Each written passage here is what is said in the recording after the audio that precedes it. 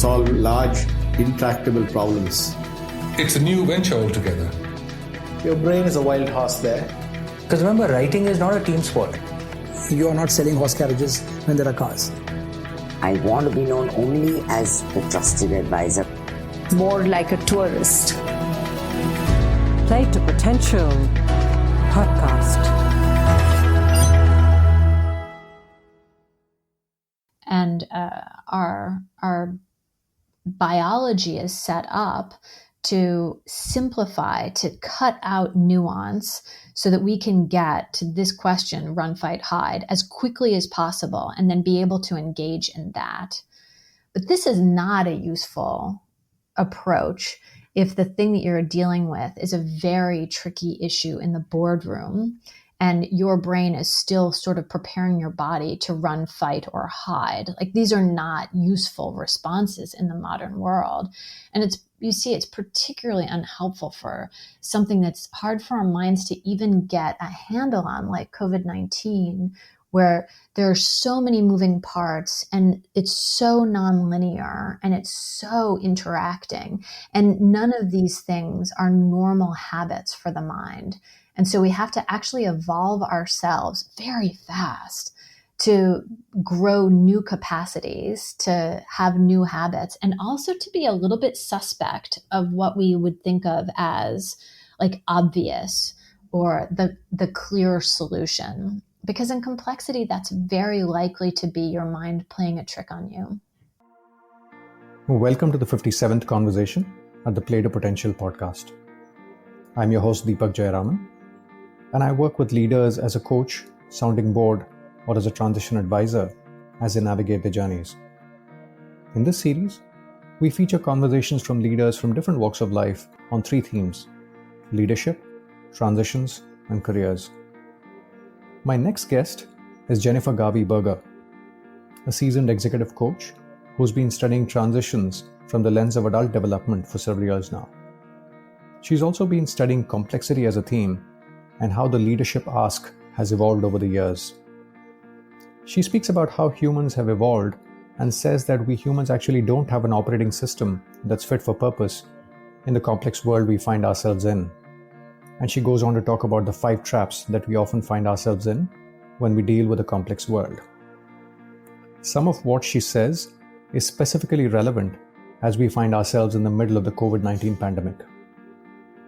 In our conversation, we first speak about her insights on adult development and implications on transitions, especially around midlife, and then we move to talking about her perspectives on how we safeguard against some of the traps that we find ourselves in a complex world.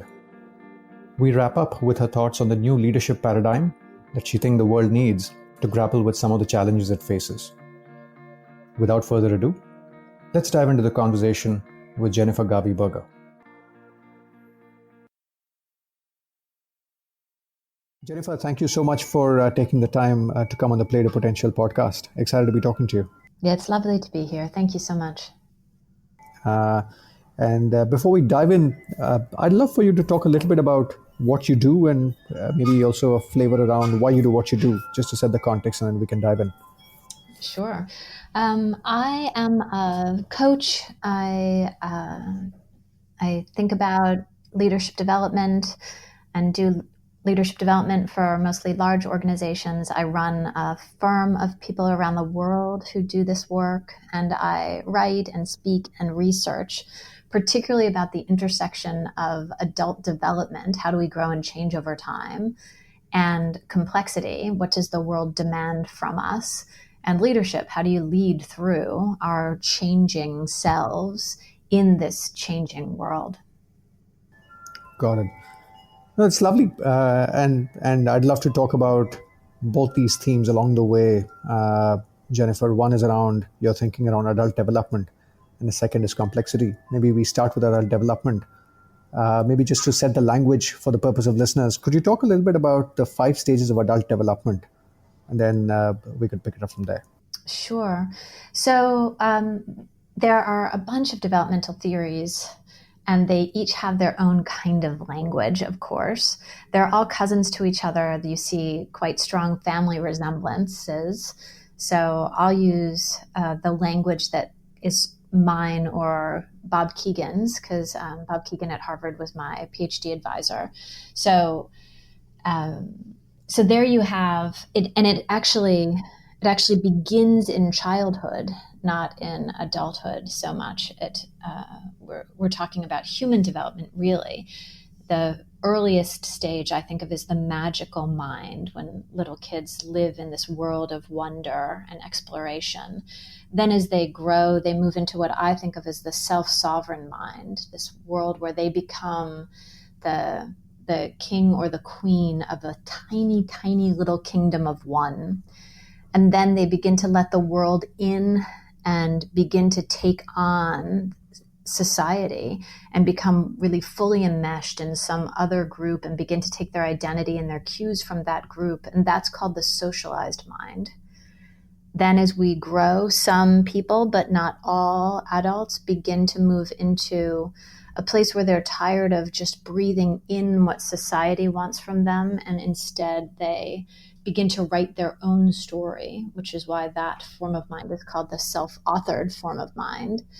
And then for a much smaller number of people, they find that the complexity of the world is actually too much for them to be even writing their own story with their self-authored mind. And they grow into a way of metabolizing change and complexity as development, and seeing every interaction as a possibility for co-creation and growth. And we call that the self-transforming mind. So there you get all 5 of them, from kind of childhood through old age, really. And just maybe a silly question.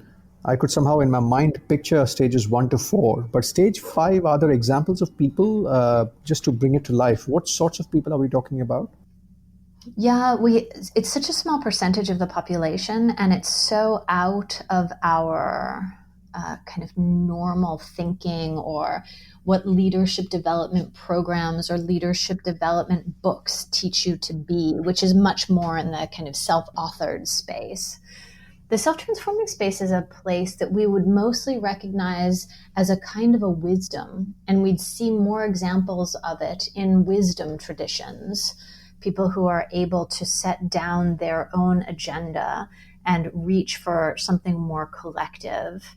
You see it in the great, sort of most iconic leaders that we could name. Nelson Mandela, who talks about, as long as any of us are in prison, both the jailers and the prisoners are all together in chains. So it has this sense of surpassing any individual perspective or point of view, and being able to handle and hold a multiplicity simultaneously. Got it. And I was also curious about the numbers. Jennifer, I understand research says that about 58% of the adults are around stage 3, the socialized mind kind of space, and about 35 odd percent are in the self-authoring phase, and about 7% in the rest of the 3 categories. Maybe we spend a little more time on stage 3 and stage 4, given that's sort of the big chunk of the universe, of the human universe, if you will. Talk to us a little bit about maybe the transition from stage 3 to stage 4. What triggers it, and how do people talk to us about what happens in the middle as people move from stage 3 to stage 4? Yeah, so the socialized mind has probably been the most helpful mind for human flourishing for almost all of human history. It allows us to live in connected tribes. It allows us to subordinate our own interests to the interests of the collective. It allows us to take our cues from common leadership. And so when we were living in smaller and less diverse groups, that was a fantastic way to see the world. And I think probably few people grew out of it. In a modern world where that's just so hard for you to take all of your cues from a particular discipline, domain, or human, more and more people are finding themselves, particularly leaders. In my work, in my research, I find particularly leaders tend to be in pain because there's so many voices, so many pressures that leaders become overwhelmed, torn apart by trying to figure out, how do I fit into all of these different things simultaneously? And then that begins for many of these leaders this move where they start to question the larger surround in which they are, and then begin to question whether they can find a better surround or whether they have to kind of make it themselves. And this takes place over sometimes a decade or more as people keep one foot firmly in the socialized space and over time begin to put one other foot in the self-authored space. But even there, they can be at war with themselves, with one part of them battling. The more socialized part of them looks at the self-authored part and says, "You're disloyal, you're arrogant. Why do you think you can be in charge of these things and writing these things? Who are you?" And the self-authored part looks at the more socialized part and says, "You are small, you're weak, you don't have your own perspective, you're blown about by the wind." And so we can live in kind of this state of tension or conflict inside us as these different forms of mind live in us. And that can be also very confusing for the people around the person who's in this transition. And finally, over time, slowly, we begin to rely less and less on the earlier form of mind and rely more and more on the next form of mind as we begin to just much more frequently see the world through that space and not the earlier one. And the battle dies down. And then we would say that we were more fully self-authored. And is this something that you would call, just linking it to a term that's often used in common language, midlife? Is this what makes midlife complex, or are these two different issues? Midlife often brings about some kind of change. Unlike child development, though, adult development is very idiosyncratic about the ages at which people move. Mm-hmm. So the general idea of midlife, that here we are at this sort of halfway or sometimes farther point of our life where we are looking back and asking ourselves a new set of questions, and we enter this new phase. For some people, that does kick them from a more socialized perspective into a more self-authored one. But for somebody who's already self-authored, when they arrive at that place, it might kick them into the next transition, in fact, because it's the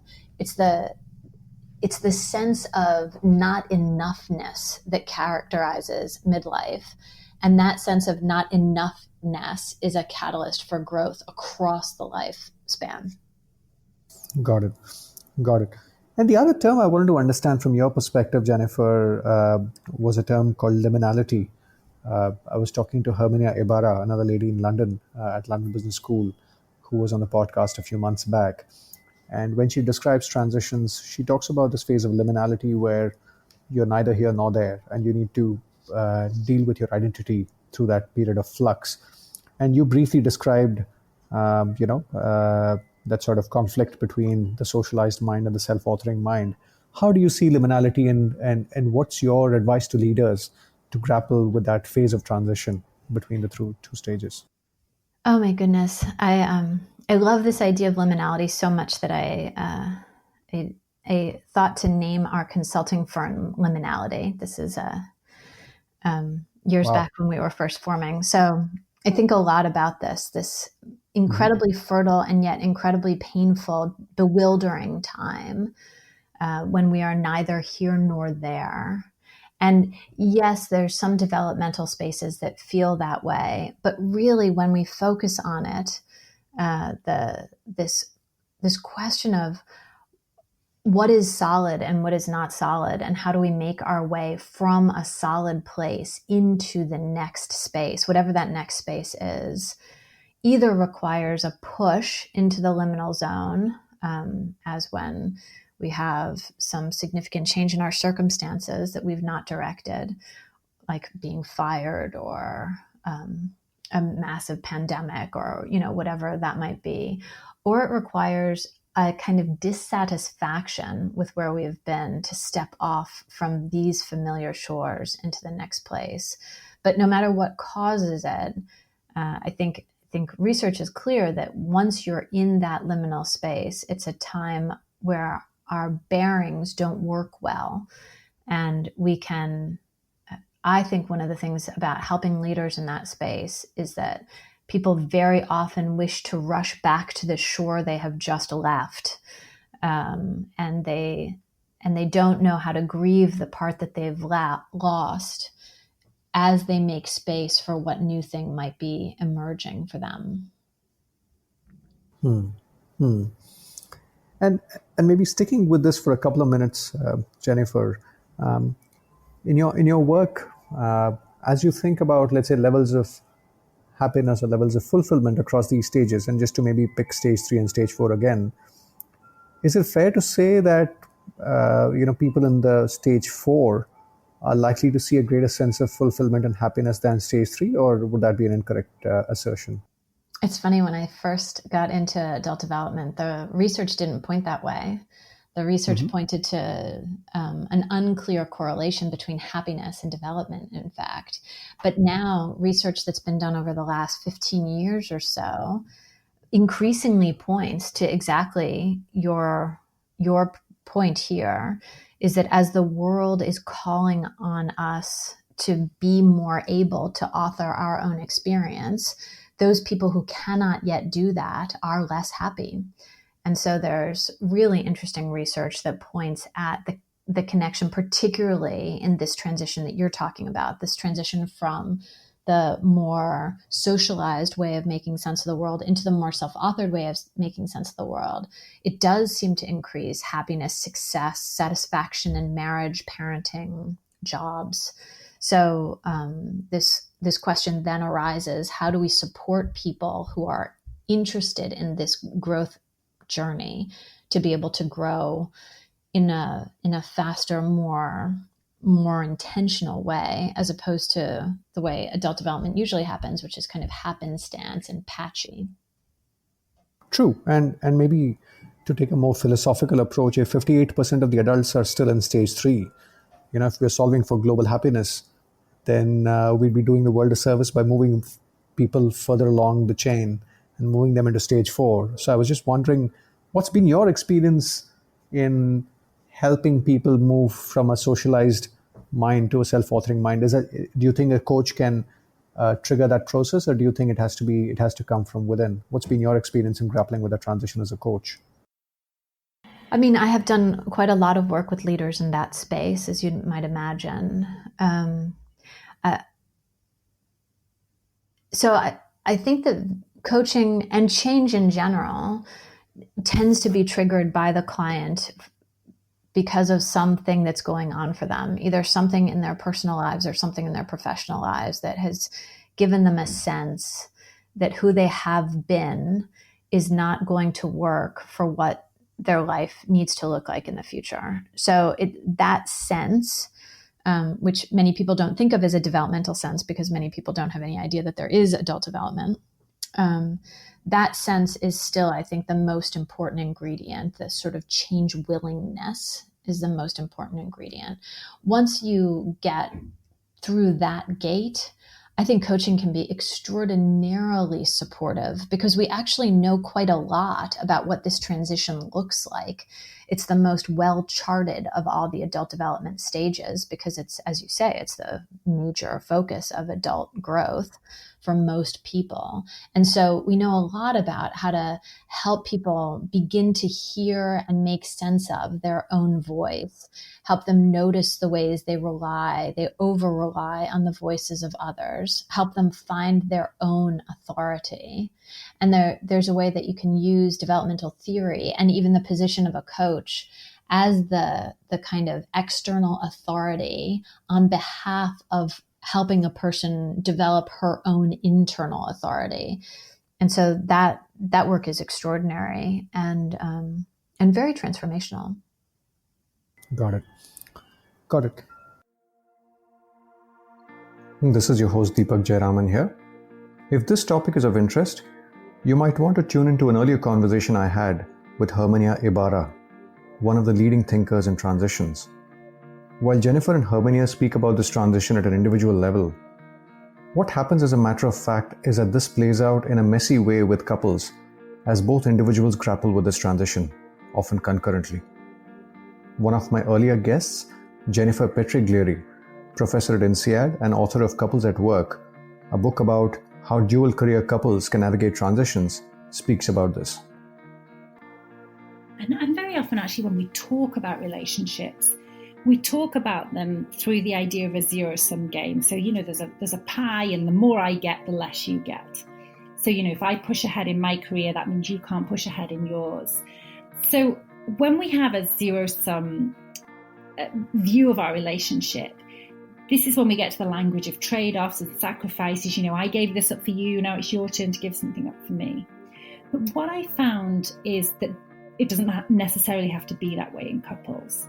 One person's growth and development can bleed over and spark the other person's growth and development, such that there becomes a sense in the couple that the more you succeed and grow, the more that enables me to succeed and grow, which is a very different mindset from thinking about it as the more you succeed and grow, the more that diminishes me, the less opportunity I have to do this. And what I found that was really interesting is this was a mindset. It wasn't based on any objective fact. So we can think our way into this growth mindset, this positive sum mindset, as opposed to the the zero sum mindset. Whereas if you gain, I lose. She speaks about couples going through 3 big transitions as they go through their journey. If this is a topic of interest, do look up my conversation with Jennifer Petriglieri. If you're deriving value from the podcast, just a couple of requests from you. 1. Do rate and review the show on Apple Podcasts or any other platform where you consume this. It will help others discover the content. Sign up for the podcast newsletter at playtopotential.com so that you can be updated whenever new content comes out. Second, do consider paying it forward to Antarang Foundation, a not-for-profit I work with closely that works with students from challenging backgrounds and helps them play to their potential by finding meaningful employment for them. You can find more details at the Pay It Forward section at playtopotential.com. Now, let's get back to our conversation with Jennifer Garvey Berger. I'd love to move to sort of talking about your thinking on in dealing with complexity. Jennifer, you've written a book, Unlocking Leadership Mindtraps, How to Thrive in Complexity, a few months back. Maybe before we dive into talking about the book, I'd love to get a sense of why you wrote the book last year, right?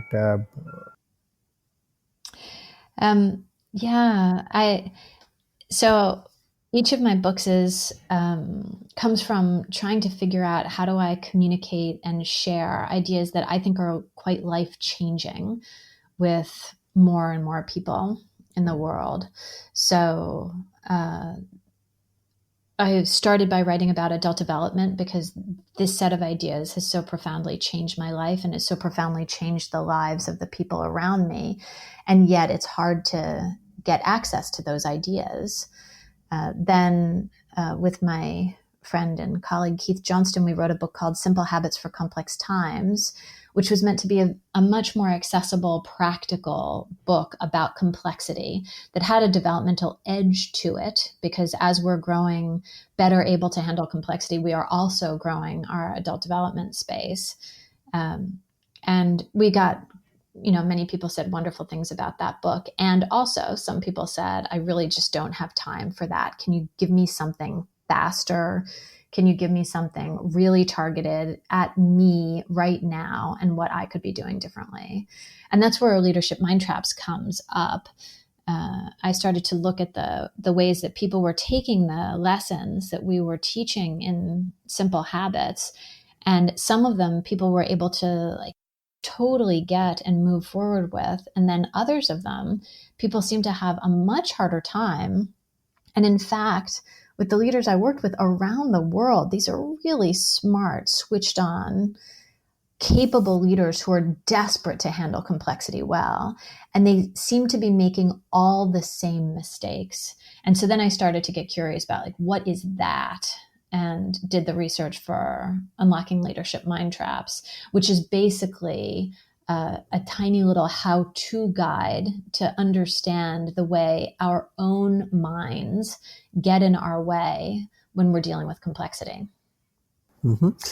And in the book, you talk about, you say that humans are brilliantly designed for an older, less connected, and a more predictable version of the world, right? And you go on to say that the operating systems that we have through years of evolution is not really equipped to deal with the future that's unfolding. And even if we look at the current situation with COVID-19, right, it's quite timely. So talk to us about what you have in mind when you say that we don't possibly have the right operating system to grapple with these situations. Well, it makes so much sense, right? We've spent most of human history in spaces where the biggest threats, first of all, tended to be physical dangers, and second of all, tended to be from unknown or uncertain possibilities, right? And like if we saw a new plant, heard a new noise, met somebody from a new tribe, like for most of human history, it was these sorts of things. And so the decisions we needed to make are like very straightforward decisions. Do I run? Do I fight? Do I hide? And our biology is set up to simplify, to cut out nuance so that we can get to this question, run, fight, hide, as quickly as possible, and then be able to engage in that. But this is not a useful approach if the thing that you're dealing with is a very tricky issue in the boardroom and your brain is still sort of preparing your body to run, fight, or hide. Like, these are not useful responses in the modern world. And it's particularly unhelpful for something that's hard for our minds to even get a handle on, like COVID-19, where there are so many moving parts and it's so nonlinear and it's so interacting. And none of these things are normal habits for the mind.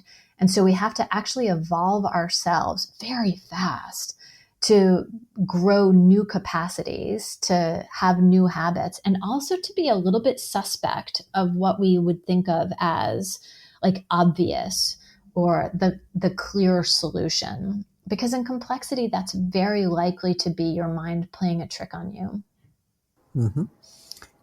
And I'd love to explore some of the themes in the book, Jennifer, but before we dive in, I was curious about one of the things you mentioned. You say that there's a lot of discussion around the complexity we face in the work front, but you actually move on to say that the complexity on the non-work front has increased significantly as well. Say more here. Oh my goodness. Well, a month or two ago, I might have had a really different response to this question. True. I think that in general, our home lives are becoming much more complex with working parents, blended families, new sets of pressures on both parents and young people. The pressures of social media and the way they play into our family systems, the reducing of the sort of extended family in villages that used to take care of and nurture young. Like, all these things have led to increasing pressure and complexity. Now that so many of us around the world are locked into our homes, I think we're seeing that the line between home and work has literally dissolved right now. And we are literally in an entirely new phase where we are all trying to work, to live, to communicate, to socialize, to get our own space, all in a home that we never imagined would have to hold so many different activities.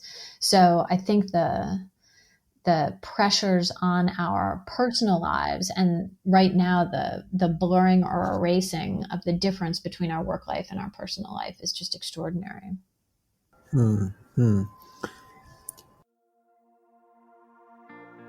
This is your host Deepak Jayaraman here. Over the last few weeks, in my conversations with several leaders across companies, if there's one theme that they're losing sleep over, it's around how they integrate across various domains of life. I like to point them towards the work of Professor Stuart Friedman of Wharton. He speaks about 4 domains: self, work, home, and community. I notice that there are a couple of mistakes that people often make in the way they frame the situation. First is that they treat it as a 2-piece jigsaw and solve for work and home and ignore self and community. I notice that if you ignore self, then over time you lose your vitality and you could burn out.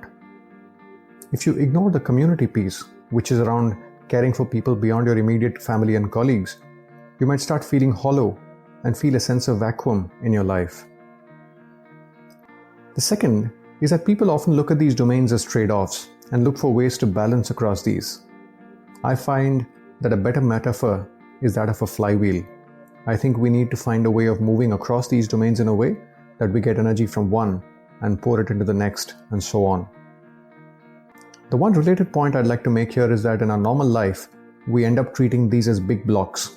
We go to work, let's say from 9 a.m. to 7 p.m., treat the evenings as home time, and weekends as possibly time with self, and maybe time for some community work.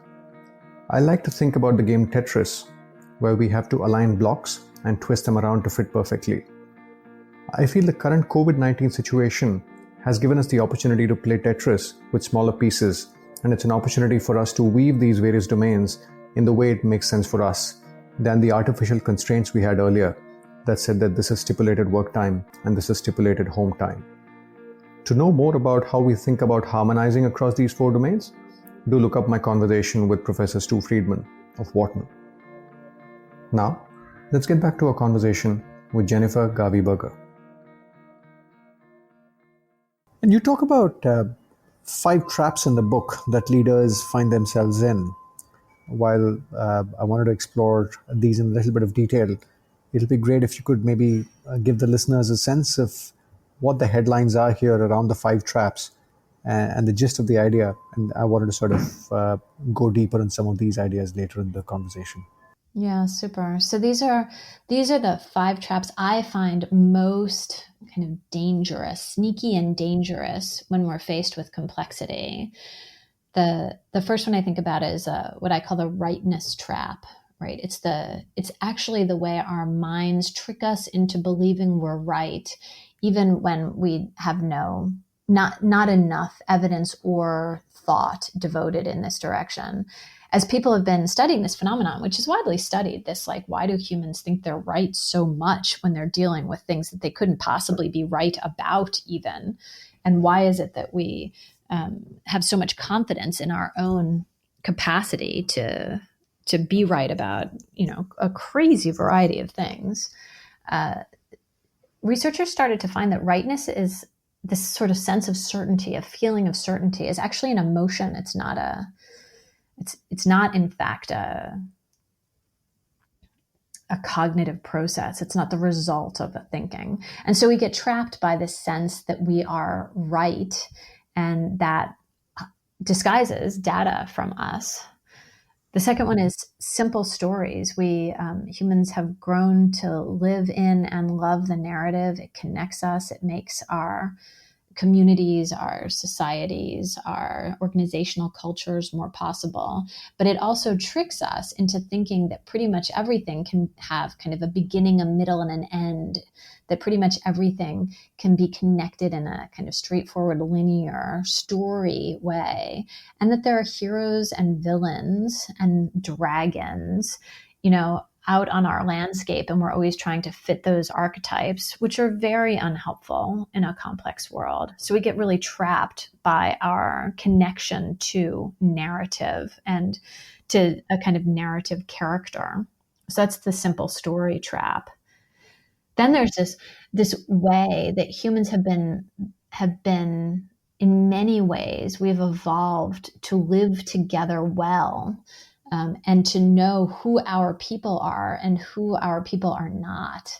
And one of the ways we seem to have done that is by focusing on agreement. What is it that you and I both agree on?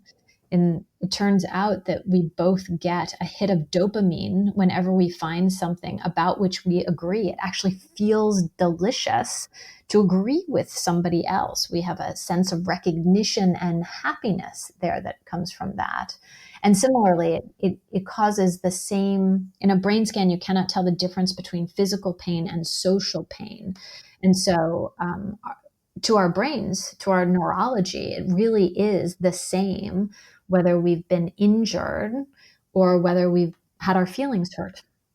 So this means that we have created all sorts of ways for us to escape conflict and disagreement with those to whom we are close, and at the same time to amplify conflict and disagreement with those with whom we disagree. And this creates all kinds of unhelpful dynamics and polarization that we could all point to in the great political spheres of our world as well as the organizational ones. So that's the third idea, that we're trapped by our need for, our desire for agreement. The fourth one is about control. We love feeling like we're in control. Actually, feeling like we're in control of things has all kinds of positive health outcomes. And at the same time, in complexity, you cannot control any outcome that matters. Nobody can control complexity. It's one of the defining features of complexity is it emerges from the interaction of a variety of interconnected forces or people. And so often we are unsettled by this, and we try harder and harder to control a thing that's uncontrollable. And as we do that, we tend to create very perverse outcomes, and oftentimes, oddly, opposite the outcomes that we were hoping to go for in the first place. That's the fourth one. And then the last one, which is quite connected to this adult development idea earlier, is that who we are today often requires us to kind of protect or defend that person, that way of being. And we have some significant energy bound up in making us feel okay and look okay with the person we are today. And that gets in the way of growing into the person we will be. It's sort of that question we were on earlier about, do you leave the shore behind? You have to believe that the shore behind is worth leaving, that there's something else out there for you to leave the shore that you're on. And so there's a way we get trapped by our own egos, by the person we're being gets in the way of the person we could be becoming. So those are the five. Interesting. No, thank you. And if we maybe dive into the first one, you talk about the fact that a deep desire for causal thinking and automatic stories are too simple for the complex world. And do you make this statement in the context of the world in the last 10, 20 years, or is that something that you would say, as a topic that's relevant for the last 100, 200 years? So is it a recent phenomenon, or is it a wider issue that humans have had an issue with? And also maybe you reflecting on what you suggest, you talk about the need to carry three different types of stories for each story you hear. Talk to us about how you see this phenomenon, also a little bit around how we can deal with this. Yes, so this question about causal thinking. So humans love to figure out causality, right? It's one of the ways our mind works. And I think it's why we've been such really good problem solvers. We do that by pulling things apart, taking them apart and trying to examine them. And humans have been doing this for as long as we know, as long as we can track them. My son is using this space. My son is in university, is using this space to be rereading a lot of ancient philosophy. And you just see people trying to make sense of the causality, the way to create particular outcomes, happenings. And so I think this is a thing humans have been trying to do for a long time, and it's had extraordinary benefits. And the more interconnected the world is, the more issues of simple cause and effect are very unhelpful. So the question about whether this is new or not, humans have always loved this thing, but I think, and it's always had like its downside in an unpredictable space.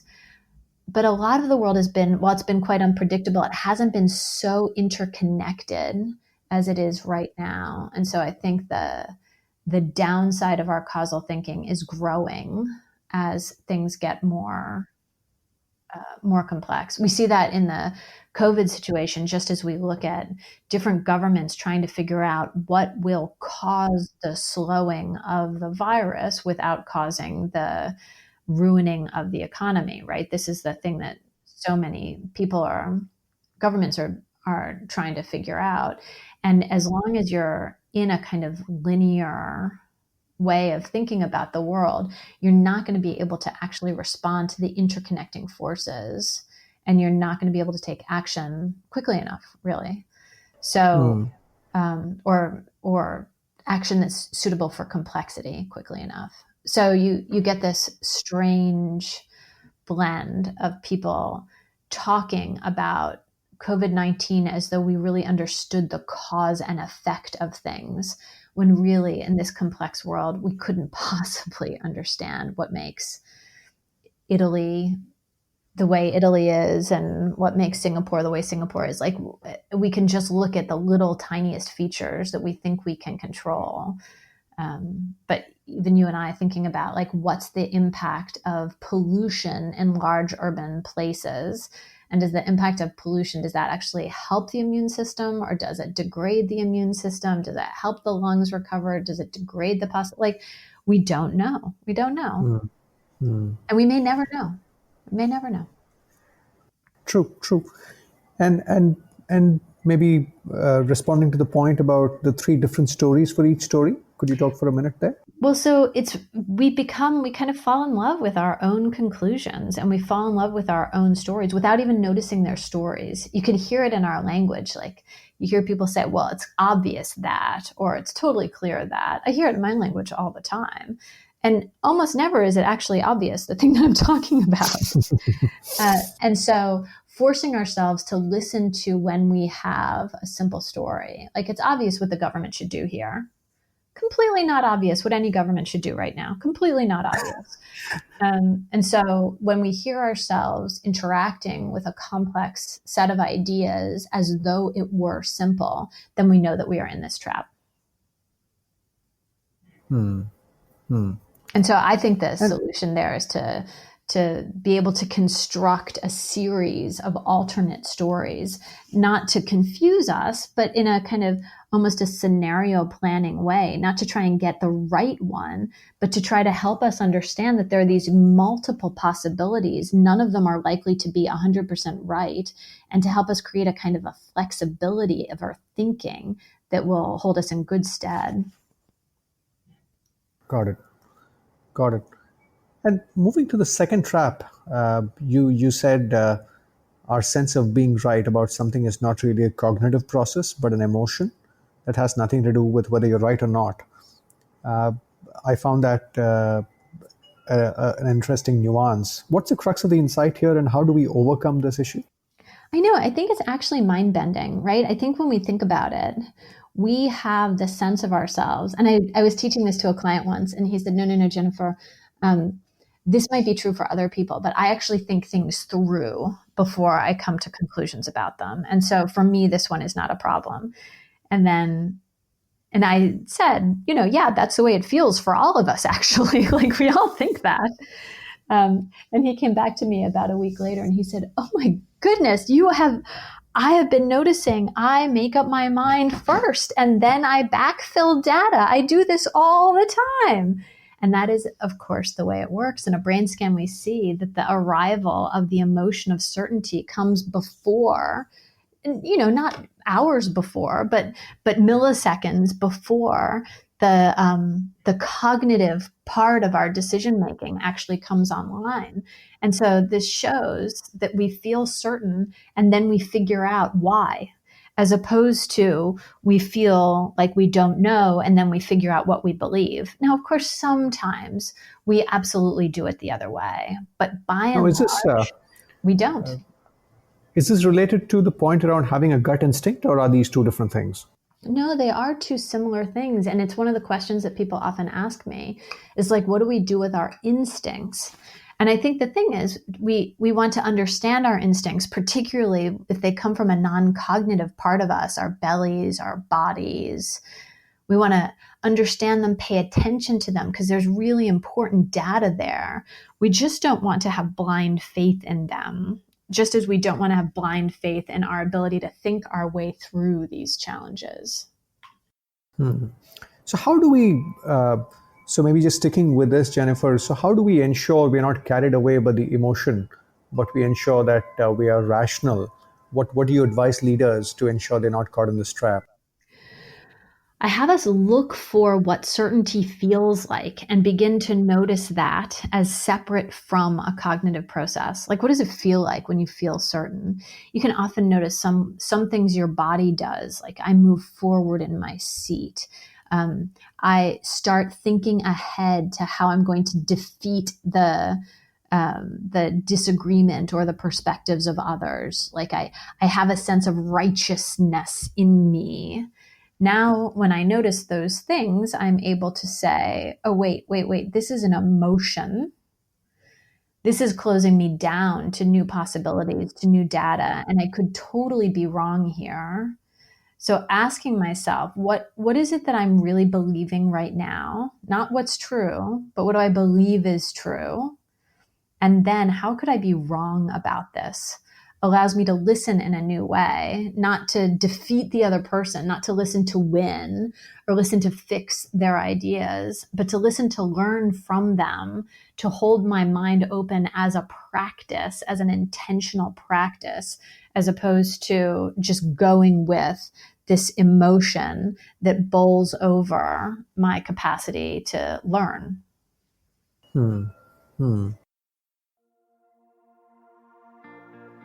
This is your host Deepak Jayaraman here. I love an anecdote in the book where Jennifer asks us to imagine the difference between wondering if the capital of New York State is New York City and knowing that it actually is. She goes on to say that if you are curious, if you really wonder, you might ask the question, do some research, and actually find out it's Albany. Hope you're finding the podcast of value. If you are, do take a moment to rate and review on Apple Podcasts or any other platform where you consume the content. Do also consider taking a moment and paying it forward to Antarang Foundation, a not-for-profit that I work with closely. Your contribution will mean a lot, especially in these times where we are looking at a gaping challenge in solving for employment. You can find more details in the paid forward section at playtopotential.com. Now, let's get back to the conversation with Jennifer Garvey Berger. And moving to the other trap you talk about, which is about the desire to agree. You mentioned that the urge to compromise in complexity takes us from two viable options to one potentially mediocre solution. And to borrow from Clay Christensen, who passed away recently, sort of gives you a one-size-fits-nobody kind of an answer, right? So talk to us about the insight here, and more specifically, I found the term disagree to expand quite interesting in the context of, making sense of complexity and how you think about compromises during complexity. So talk to us about how you see this phenomenon. Yeah, we saw so many times as we were working with leadership teams that even when they knew that they were dealing with quite a complex situation and they were trying to build a kind of experiment to figure more out about the situation, they would argue with each other about which was the best experiment. And one of the core features about complexity is you can't know which thing will work until afterwards. The relationship between cause and effect is only available later. And so because of this, people were either trying to defeat one possibility or the other, or they were trying to I'll give a little, you give a little, I'll give a little, you give a little. And so instead of having two hypotheses that we were going to test or two ways to test these hypotheses, we sort of get this mediocre middle one. When really in complexity, if I have an idea that we ought to do it this way, and you have an idea that we ought to do it this very different way, and we're both smart people, then quite probably the thing that we want to do is explore both of those paths.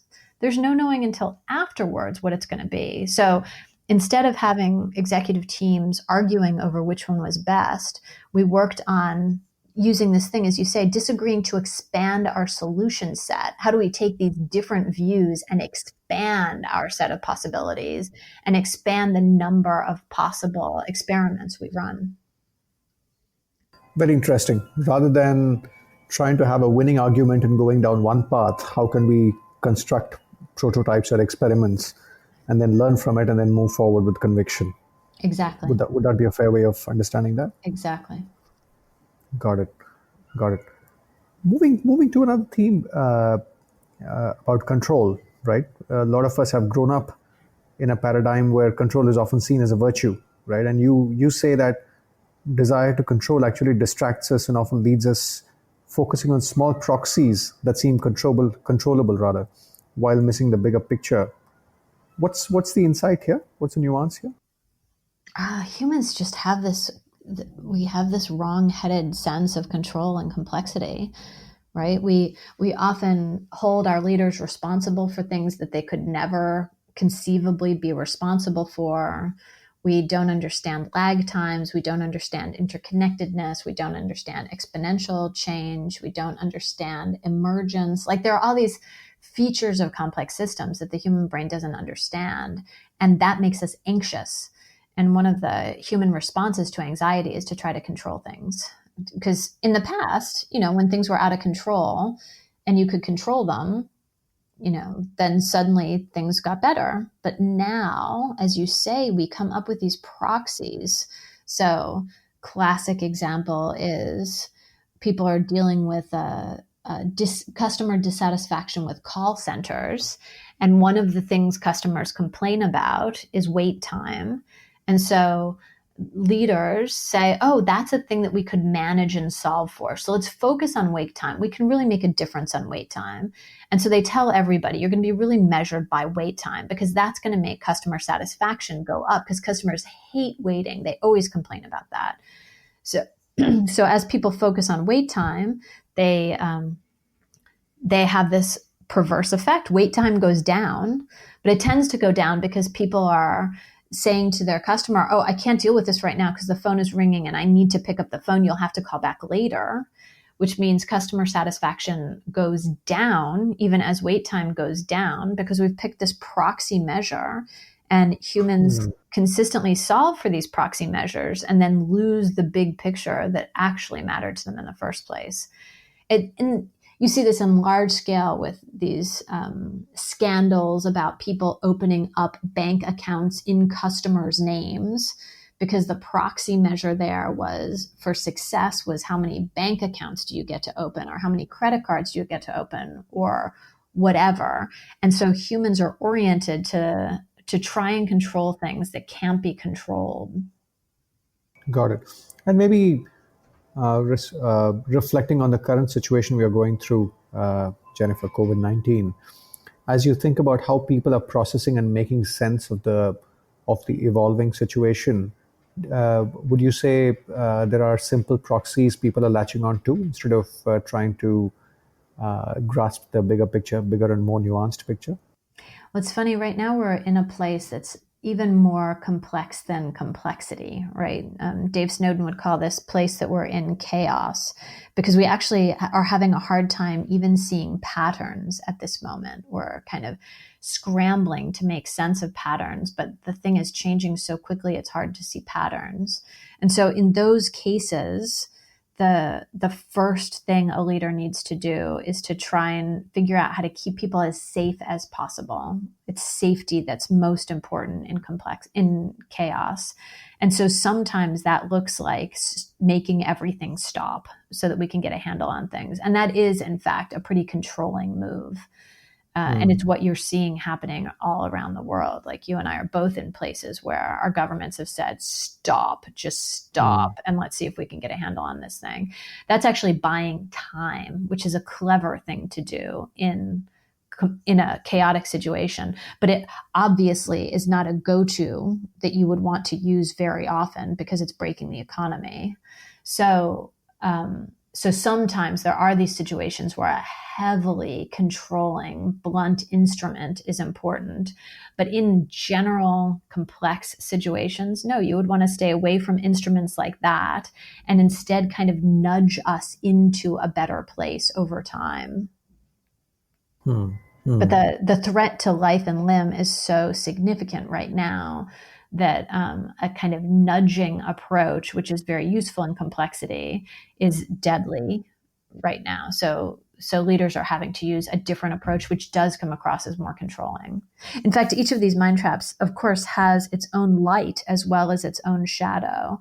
And in moments of real danger, it's super useful to be able to take direct action because you feel you're right, to be able to tell a quick and simple story about what to do next, to be able to get everybody to like rely on their tribe and agree, to have somebody have like these very significant controls, right? Each of these mind traps in the moment of great life-threatening chaos can be useful. Got it. And in a way, tying back to evolution, I guess maybe that's why they've gotten so hard-coded, because they did serve a purpose for all these years. Right. That's exactly right. They've saved our lives so many times. Got it. And maybe talking about nudging, Jennifer, as a coach, how do you get leaders who've grown up in a control-heavy environment to transition to being effective in sort of moving towards a nudging kind of a approach?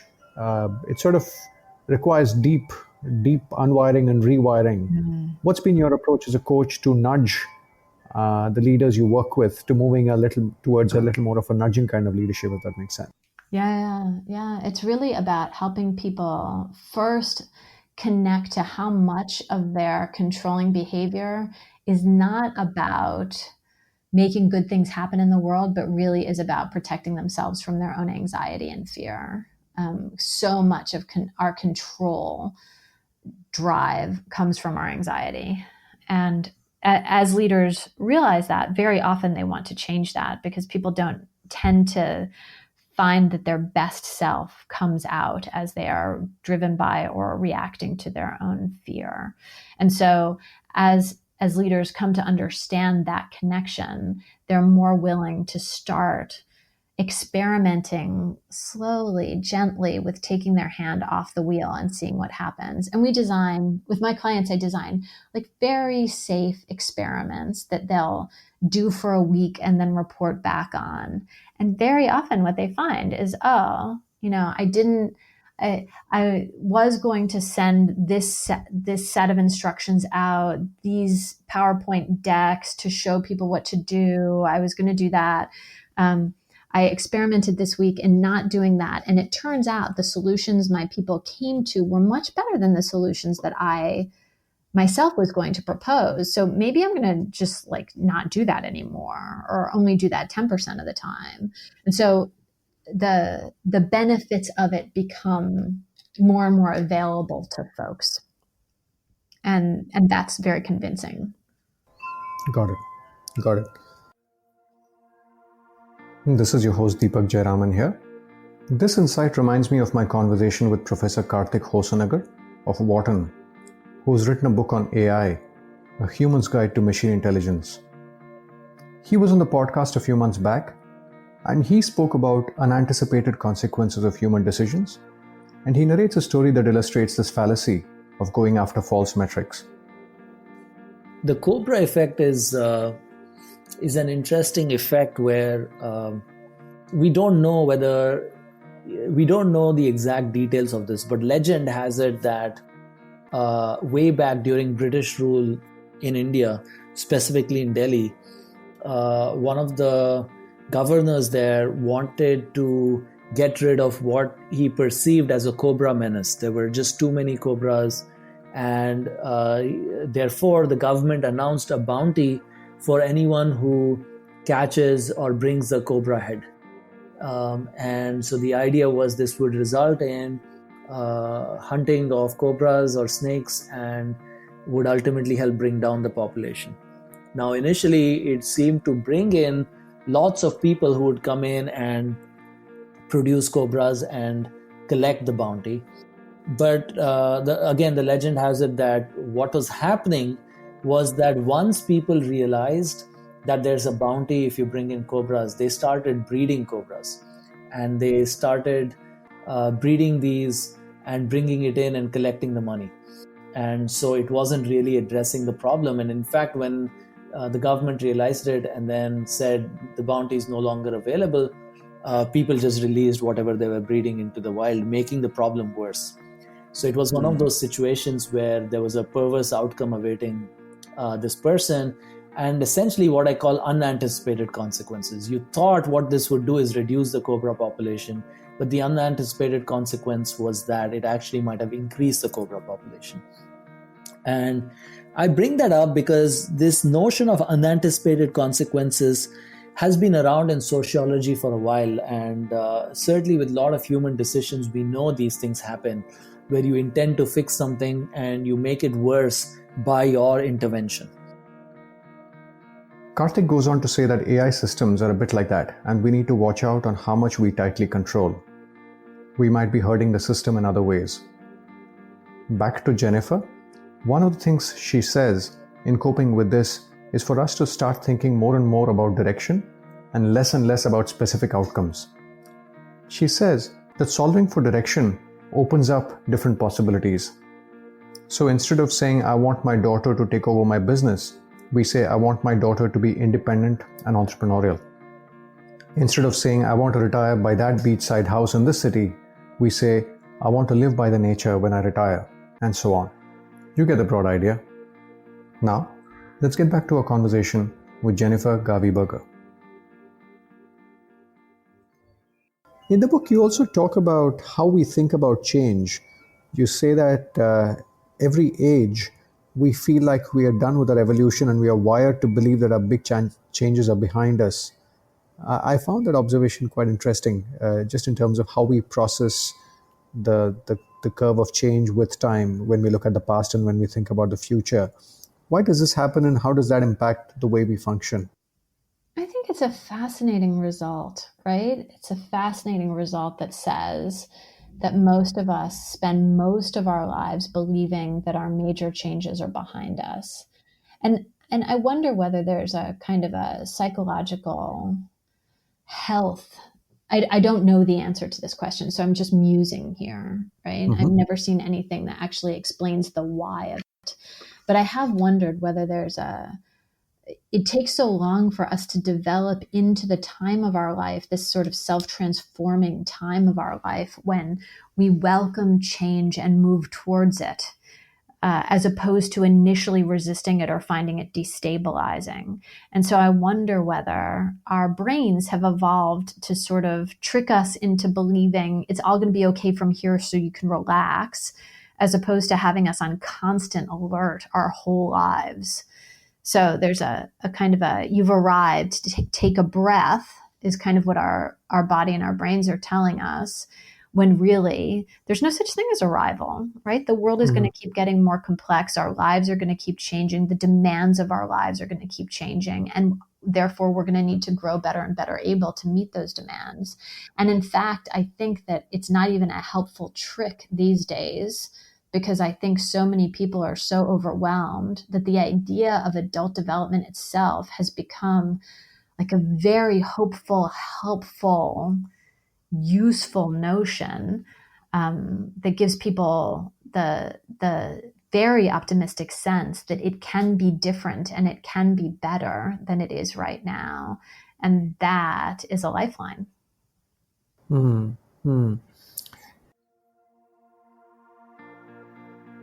This is your host Deepak Jayaraman here. This is where I like the work of Herminia Ibarra at London Business School.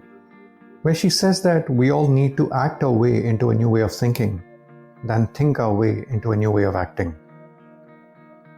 Let me pause for a couple of seconds here. I think it's a profound way in which we think about transitions.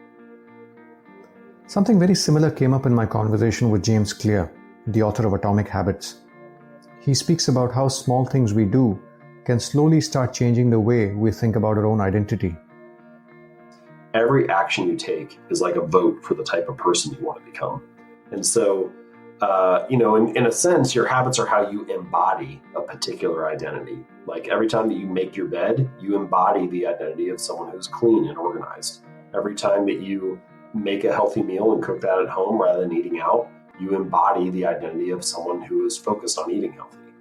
Every time that you write one sentence, you embody the identity of a writer. And no, those little actions, those tiny habits do not radically transform your body overnight. They don't lead to a written book in a single day, but they do cast a vote for being that kind of person. And so early on, that's really powerful because those habits provide evidence of this new identity. They give you a reason to root that belief in something. And so it can be a very powerful thing to adopt a new identity. It can be very powerful to look at yourself in this new light. And habits, I think, are the best path to doing that. But years down the line, when it's time for another change or another upgrade, you also have to be willing to repeat the cycle again and continue to grow and evolve. He makes a similar point that Herminia makes. Rather than thinking about the next mountain to climb, let's start climbing a few hills, and maybe one of those could be the pathway to the next mountain as our identity evolves as well along the way. If this is of interest, do look up my conversation with James Clear, author of Atomic Habits. Now, let's get back to my conversation with Jennifer. And you've spoken about this a couple of times in this conversation, and you refer to this in the book as well. You talk about how we connect to our body. You mentioned that we should treat this as a source of knowledge and support rather than see it as a vehicle that carries us around. Again, I found that super nuanced. Give us the insight here. What can we learn by observing our body, and how does that help us become better leaders? I mean, there's this way that many of us have been taught over centuries in our cultures and our societies that the mind is the great thing and the body is sort of the source of temptation or misleading data. And so we've learned to not trust or believe what our body tells us and really think that it's the mind that is the most glorious human achievement. Actually, when we look at sort of our psychobiology, our body is giving us signals all the time that our mind is making sense of very, very quickly, and often reacting to without noticing that it was an embodied sensation that we were reacting to. So if we give someone, some studies that are greater, like if you give somebody a shot of adrenaline and then you have them meet a stranger, depending on the gender of that stranger, they're either likely to be more drawn to that person as a love interest or more threatened by that person as a possible threat or enemy after this shot of adrenaline than they were under normal circumstances. And they tend to attribute that to the other person, right? And they don't attribute that to their bodies in any way. And so their body is giving them a signal, and then they're acting out of that signal without ever noticing that the signal happened. This is very dangerous, right? That we're responding to data by taking action in a way that's completely divorced from our seeing of the data in the first place. So we need to get much more in touch with what our body is telling us. I see leaders all the time, and you see there are studies about this as well. People who go into meetings hungry because leaders I work with are very busy, and they hate all the ideas. Like they hate all the ideas on the table. None of the ideas are quite right. Well, is this about the quality of the ideas, or is this about the fact that you didn't have time for lunch? Like we don't tend to think, oh my goodness, I hate these ideas because I have no blood sugar and I have no creativity left. But actually, this is the way our bodies work. You know, there's fabulous studies of the thing that makes you most likely to get parole when you are in front of a parole board in prison is how close to a break the judges are when they look at your case. If you're right after they ate lunch or breakfast, then you're very likely to get paroled. If you're right before it's time for a break or a meal, you're very unlikely to get paroled. Now, this has nothing to do with the merits of these cases, right? This is completely because the judges are responding to a bodily sensation, but they don't know that they're responding to a bodily sensation, so they think they're responding logically. If we're more in touch with our bodies, we can avoid those mistakes. Got it. Now I'm smiling to myself here as we speak. My wife uses the term hangry. Yes, right. Yeah. Like, this is a very clever way of understanding a signal that your body is giving you so that you don't blame other people for it. Got it. No, but one is clearly the stomach and the hunger, but are there other common bodily signals that you see leaders missing? Are there one or two things that stand out for you apart from hunger, which you spoke about? Oh, absolutely. Anxiety. Anxiety is huge, right? When we feel anxious, we make more protective decisions, we make more short-term decisions. And many organizations have leaders rushing so quickly from meeting to meeting, from crisis to crisis, that leaders spend a lot of their time anxious and not noticing that they're anxious. It's just like their regular way of walking through the world. They don't even notice that they're stressed or anxious, which is why mindfulness has come roaring into organizations, right? Because actually it gives you a moment to notice what's going on inside you, which then helps you decide, oh, how do I want to relate to this thing that's going on inside me? If I had a bad meeting an hour ago and it made me anxious, and then I come into this meeting now and I haven't dealt with that anxiety, I'm going to be ruled by this sort of short-term, fear-based, narrow vision that anxiety produces in the brain and in the body with this cortisol that rushes through my bloodstream. And I'm going to act out of that place, probably without even noticing that I was anxious because of a thing that happened just now. And maybe just to understand this further, Jennifer, even if we take anxiety, one would think it's a feeling or a signal to be processed from the mind. How do you think of this as a signal from the body? How does one listen to that signal? You can notice, what does it do to your body, right? You can notice, like, what does anxiety show up as? Or are your palms sweating? Is your heart beating? What's your breathing doing? Do you clench your thighs or your belly under these circumstances? Like, we can tune into what are the signals I'm getting, because the mind rationalizes things, right? Like, the core of this book is that we're constantly rationalizing the decisions we're making, the data we're processing. And so we can't just believe that we've got access to it. We need another set of clues. And figuring out what's going on in our body is very useful. The best way to process anxiety, by the way, is to exercise. So we actually want to burn it off. These hormones are in our bloodstream. And it's one of the problems with this lockdown right now is how are people able to sweat out the anxiety that they're feeling versus how much are they just having this build up in them? Because anxiety is also particularly bad for long-term health and it's bad for our immune systems. It's bad for our mental and physical health. So being more connected to what's going on in your body is extraordinarily helpful in complexity. Got it. This is your host, Deepak Jayaraman here. The big takeaway for me here is the point Jennifer makes about several leaders being anxious and running from meeting to meeting without realizing they're anxious. I realize in the coaching work I do, the biggest unlock is often in enhancing the self-awareness of the leaders and opening up some of these blind spots. A very similar point came up in my conversation with Matthew Walker, a sleep researcher at University of California, Berkeley, and the author of Why We Sleep. We spoke about how sleep-deprived people are like drunk people. They don't actually quite know how drunk they are. So in studies where we take individuals, and these are studies done by lots of other sleep researchers, where we take individuals and we will start to give them different doses of insufficient sleep, let's say putting them on a week of 7 hours of sleep, or 6 hours of sleep, 5 hours of sleep, 4 hours of sleep. And over that week or that 2-week period, gradually we see cognitive impairment. Typically we see these, what we call cognitive lapses, or these microsleeps.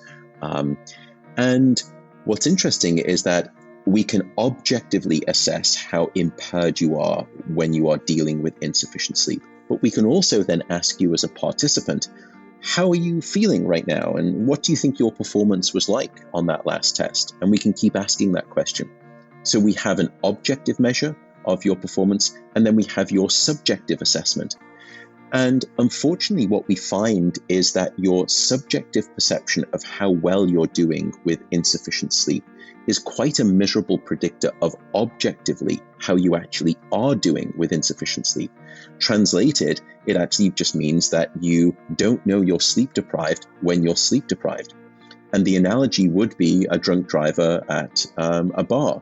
Maybe they've had 5 or 6 drinks, and they stand up and they pick up their car keys and they say, look, I'm fine to drive home.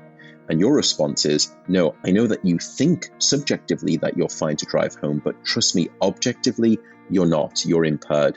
And unfortunately, that's the same way with a lack of sleep. And that's one of the reasons why I think the public, in addition to perhaps the science not being well communicated by someone like myself, that's another reason why I think people think that sleep is perhaps a luxury and it's negotiable, when in fact, unfortunately, it's not a luxury, it's a non-negotiable biological necessity.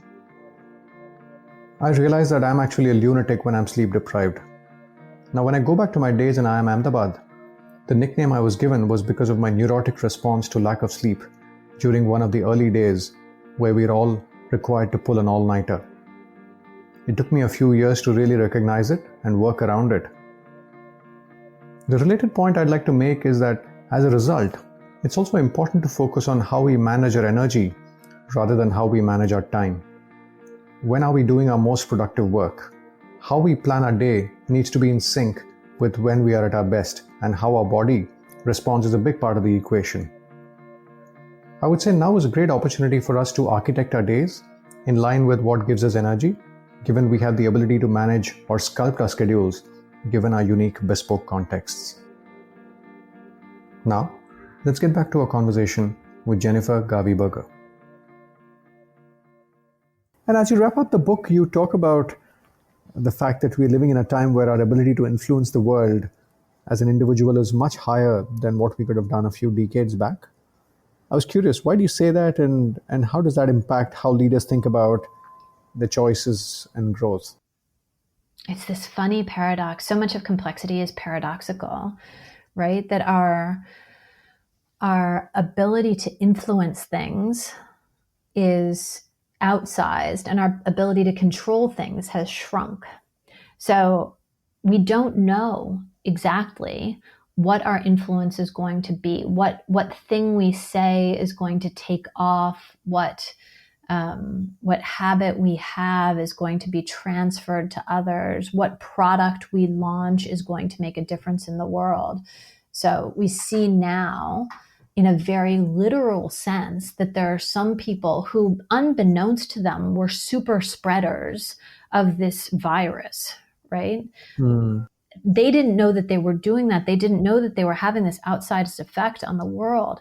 Actually, we all have the potential to be kind of super spreaders of something, of connection, of trust, of innovation, of any of the good or bad things, mistrust, anxiety, fear, right? We can each spread these things through ourselves, and leaders have a much greater possibility of spreading, because as mammals, we look to our leaders for signals about how we should behave and how we should feel even. And so each of us has a better shot right now because we're so interconnected and because there are so many different ways for our ideas, our emotions, our products to get into the world. We have a better chance than ever of having an outsized influence. And at the same time, there's much less we can directly control. And so I think it's important for leaders to think about that question of influence versus control at a much bigger level than we tend to think about it. And just as we wrap up the conversation, Jennifer, last but not the least, given the times we are in, COVID-19, extraordinary times, which is sort of shaking up a lot of assumptions about around the world, around how we work, around relationships and how we spend time and everything else. Any reflections from your end for leaders to navigate through these surreal times? I think leaders are called on to actually be developing a new form of leadership right now. I think it's way bigger than we're working from our homes or we need to have our meetings virtually. I think actually there's this funny way that leadership needs to be more fully embodied, even in this virtual world, than it has ever been before. We need to be dealing with whole human beings, with their emotions, with their bodies, with their experiences, with their brains. Like the whole human is coming into the picture. And leaders are going to have to very quickly get good at crossing these boundaries in helpful ways, at protecting the physical health of people, the emotional health of people, the economic health of people, in ways that we've just never had to consider before. And I think that there's a way it's actually extraordinary for a new set of possibilities to emerge. We've been needing a new leadership paradigm for quite some time. We can see this in our extraordinary struggles with environmental degradation and the difficulty we're having as a global community of working together. And so this new form of leadership has been necessary. And I think maybe this moment is the moment that we get the actual right in the face practice that we need to develop what's needed next. Mm-hmm. And while this will take its time to play out, are there 3 or 4 legs to the new paradigm of leadership that you have in mind? Some pillars around which you think the new paradigm should stand on? I think that leaders in the future will need to respond not to the short term, but to the long term. We're seeing that right now. Not to the disconnected, but to the interdependent. I think leaders will need to respond with their whole selves, their mind, their bodies, their emotions, and to the whole selves of other people, their minds, their bodies, and their emotions.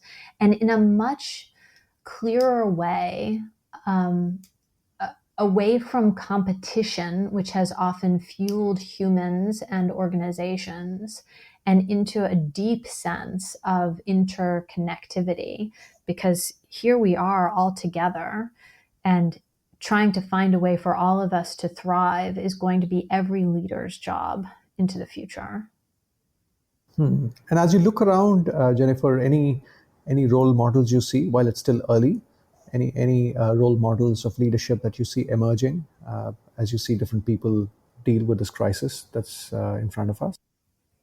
I mean, I have a bias here, but I'm just finishing a blog today that highlights Jacinda Ardern, the Prime Minister of New Zealand, who has had to face more crisis in her time as Prime Minister than other New Zealand Prime Ministers have had to in many, many years. And I find her blend of clarity, humanity, and experimental approach, I find that refreshing and incredibly helpful for what great leadership looks like in the future. Got it. Jennifer, pleasure talking to you. Thank you so much for your time and your insights. You're very welcome. Thanks for the conversation. Thank you.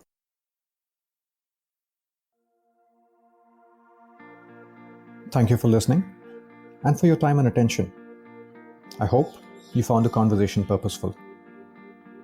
If you're seeking value from the podcast, I would urge you to pause and pay it forward to Antarang Foundation, a not-for-profit based in Mumbai that works with children from challenging backgrounds and helps them acquire key life skills and enables them to find jobs.